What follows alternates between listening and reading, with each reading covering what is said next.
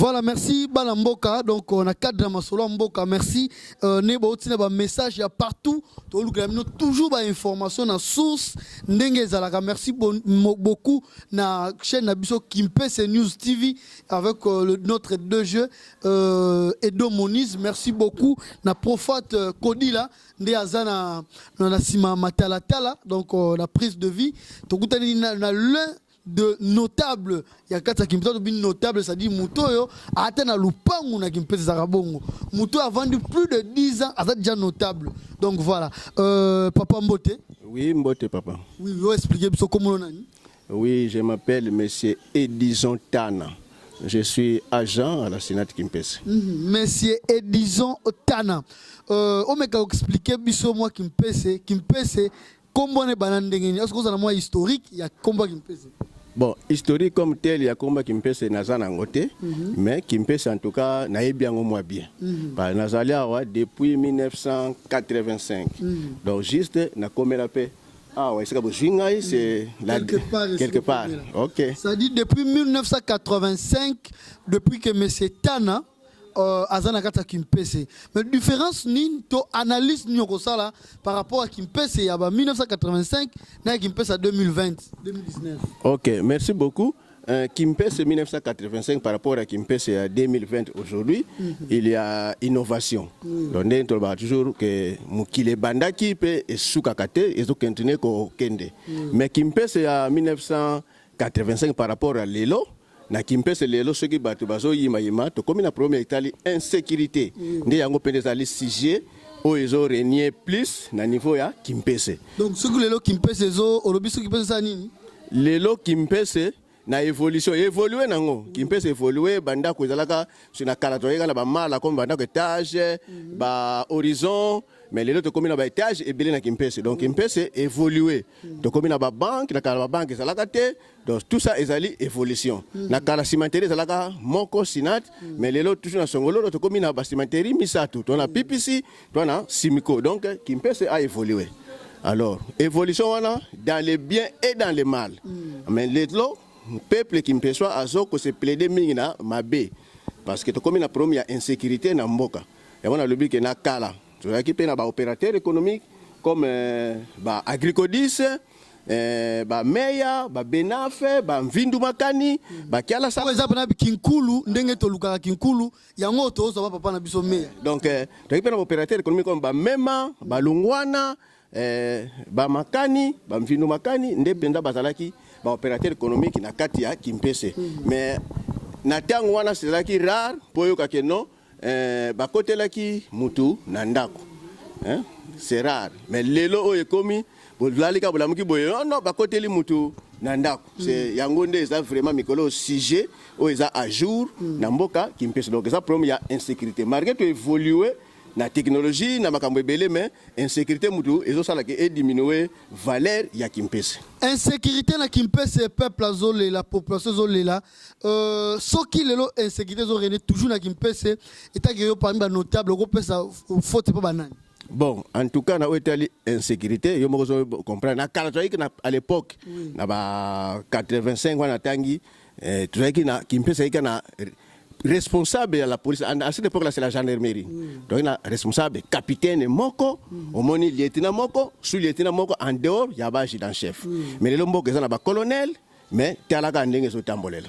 Analyse ni yo salita zaki na commandant moko adjudant chef moko na lelo ndenge ba garde ye belé na mboka mais analyse ni yo sali. Analyse nanga eza boy na yebse yo ke na kala si batu bazaki un peu civilisé batu bazaki mingité mais les to comme na ba ebele ba na divers mentalités. Donc mentalité peut aussi longtemps tu yambi batu ebele mentalité peut et ye mususu ya malamu mususu ya mabe par les autres to yeba même na niveau ba crime wana juste ngo moni batu baso plaider il fallait ba mona ba auteur ya ba crime poto yeba ba auteur wana baza batu a Kimpesa be basali ba paya ba yaki na mboka Kimpesa ndepene loko oyo ezali ko tungisa peuple mikolo. Mais c'est là yo nongo zo mona ba auteur baza ba venant to bana. Bon, jusque là, tu vas prendre la confirmation de mes amis, donc parce que mutako uta ki sasa ta ko yiba yemo kwa. Donc bana terrain pe basali. Donc nenga ka bat baso ko lobaer nyoso donc ezala na côté ya ba sécurité na biso donc bazaka na ba mindondo biso na bango donc yango moni même ezosenga ke mukonzi oyo etali na niveau la police esengeli te asala plus de 10 ans na mboka mais lelo oyo toza na bakonzi mosusu awa basali mpe plus de 5 ans or na mokolo lelo il ne fallait pas continuer kobomba bango parce que basali déjà famille. Or que mutuaza na l'état à cause de la famille té na population. Ce que ça famille na population musale moi eta malamu ezalité. Donc nous sommes pe kosenga que lobby ba changer les biso ba konzi nyonso basali na ba niveau ya décision na kati ya mboka na biso. Mais ozayo mon côté au lobby que ba changer ba konzi ba responsable ya territoire à Songololo. Mais jusqu'à présent ba mezo les kamen bazoyo que la bino population té eza pour la nini. Bon, il y a un lobby que tolinto senga sikoyo na bakonzi na biso ya l'état ce qui va pesa biso pe autorisation biso moko pe peuple to zo alika ma sécurité parce que to banda ko luka biso moko ba criminel bon to ko yebana biso na bango se to komi na ba preuve palpable to ko yeba ba nani ba memi mabe na kati ya mboko ba nani ba zo soutenir ba mabe wana nde Tobeta Masolo, tu dans la Congo, République démocratique du Congo, tu dans la province à Congo central, tu dans le territoire ya Songololo, tu dans la cité ya Kimpese, tu dans la messieurs et disons Tana azali notable un travailleur ya Sinat malgré baza impayé pendant plusieurs mois. Et tout ce qui est sécurité peut refaire un peu ma page il y a un paiement à Sinat. Ah bon, na Oetali Sinat, c'est une entreprise Oyo tango ebane ko sala na mboka Kimpese ezobwaka au moins $300,000 par mois. Donc à la fin du mois ce que Sinata fouti au moins $300,000 ça sur le terrain. Au moins que $300,000 enveloppe salariale. Au moins que $300,000 wana ibana sala quelque chose na kati ya mboka. Donc maçon akoza musala, boulanger akoza musala, opérateur économique nyonso akoza musala. Même la dernière manœuvre à se retrouver même Mutabilanga azako se retrouver na paiement na solde wana au Sinata bane ko bwaka sur le terrain. Donc même ba petit na biso ya ba kiander ko bimisa sima wana bazo bimisa po kita na prince kende kin vraiment ba petit baza ko se retrouver mais lelo oyo situation wana comment ça fait plus de 10 ans la Sinata est en arrêt donc ba capital modèle wana en tout cas est rare. Lelo to komi na niveau ni na mama Sinata poto yo iso komoro ngo fongama bino moko ba Jean et konini boyoka. Bon tout ça ça dépend du gouvernement. Tout un gouvernement où bima rien n'a marché. Maintenant avec le gouvernement en place, c'est là qui va penser que ba prérogative qu'on peut relancer l'entreprise. Tout le monde qui peut pas partenaire bayaki, to recevoir qui un partenaire il y a Petro Hollande à Yaki pour na que soit ba contact pour relancer l'entreprise. Mais compte tenu ya maladie et il y a Covid-19, il y a un de ça qui peut freiner moi ba démarche ne soit. Mais ce ba tumusu ba lobi que Mama Sinat est comme binomo ba travailler pour bozo freiner pour Sinat marché parce que bozo exagérer ba musu ba lingi pe rater société ngo sala. Est-ce que c'est vrai? Bon ça ce n'est pas vrai. Un travailleur à Sinat a koko boya te Sinat sala. Parce que ceux qui coûtent déjà na libanda bazo ka Sinat sala et que des travailleurs qui sera les meilleurs bénéficiaires, les premiers bénéficiaires à boya Sinat sala aussi longtemps.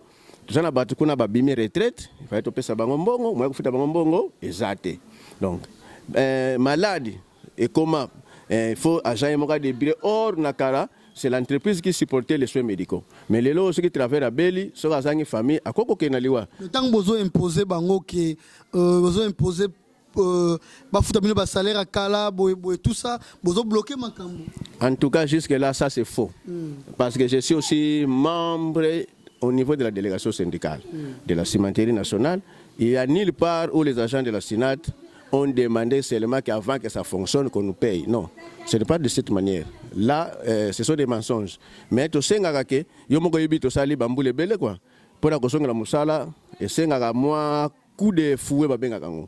Mais coup de fouet on est senga te que faut foutre biso barere nyonso. Non non non. Les lois sont aussi employés mutumoko aye que ako Tambo Sinat, même ne fût qu'avec un départ de 3 mois de salaire et que soulager biso ming. Donc, et que ça l'a comme malamu, mais nanu to mona ngote. Mais au baïb ça kabino za lukuta. Donc nan bo mona na bino ngote. Nanu te mais soki mutaye poto boya musala nkoto ko boya musala te.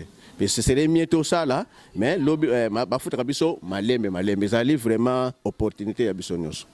Merci bana mboka oeza masolo ya mboka bozui occasion boza na poto boza partout bozui occasion kozwa moi info batu bozala na ba souci ya sinate sala raté ndenge nini ba travailler ba comment donc quand même toza na excusez pour ba terme toza na ba échantillon ya ba travailleurs ya sinate au pas parmi ba cadre moi quelques difficultés c'est vraiment important nous notre travail de changer les informations fraîche merci pour la disponibilité pour la papa na biso vers la fin mais pour le moment ba travailleurs bazana condition ni toki na ba sinet kuna omi ko futa na mai et donc ce na courant. Ah bon, oui, oui. Principalement, moi-même qu'il faut parler, je suis logé. Dans Régie des eaux à Tchelabisoba. Oui, je suis logé à la Sinat. Régie des eaux à Tchelabisoba Conter. Il faut te foutre à Maï, Bissomoko. Ça, c'est la régie. Mais avec la SNEL, c'est toujours en charge de l'entreprise. Mais d'être le foot à Maï, Bissomoko. On a pour logé na Katia Sinat. Maintenant, on a cité, bon, il se débrouille quand il se débrouille, ceux qui ont la job, les bandes, à jouer, à foutre ma indé, quand ils ont. Donc, on fait venir. Sinon, ce que vous financez, combien de temps pour demain? Bon, en principe, ce qui est financement, ça dépend, il y a Moutou hôtel, il y a Moutou Oyakozoyango. S'il a des fonds capables, après 6 mois de réhabilitation, l'entreprise peut marcher très bien. Merci beaucoup na disponibilité au Pesibiso tokozanga te soki bande ko ba solliciter yo ko luka yo po bosolana bango et message ni ya su kokoloba. Bon nazali muto na yebani na Kimpese mobimba quoi. Donc même na niveau ya Kimpese na yebani donc soki ezana parmi les téléspectateurs ba kolanda zwana beza ko ya ko kutana ngai na disponible à tout moment pour na kutana na pesa bango quelques précisions o ekolanda. Merci beaucoup moi quelques mbote batbalandi. Ah bon na pesi mbote na mboka mobimba ya Kimpese surtout d'abord mes collègues de l'agent de la Sinate na pesi mbote à ma grande famille donc ma grande famille de la Sinate et puis na bande konyo so bayebi biso na ndako na pesi mbote na madame na ngai maman Judith longo na bana Divine Tana Josué Nduzi Davna Tana Darty et puis Landou. Donc je suis père de 4 enfants. Merci beaucoup Papa Nabiso. Merci Profat, merci Nedo Moniz, c'est Cédric Mendanou Jack. Bobé Nabiso le numéro OESA affiché wana. Bon, toujours ma information, il y a bien. Ciao, à la prochaine.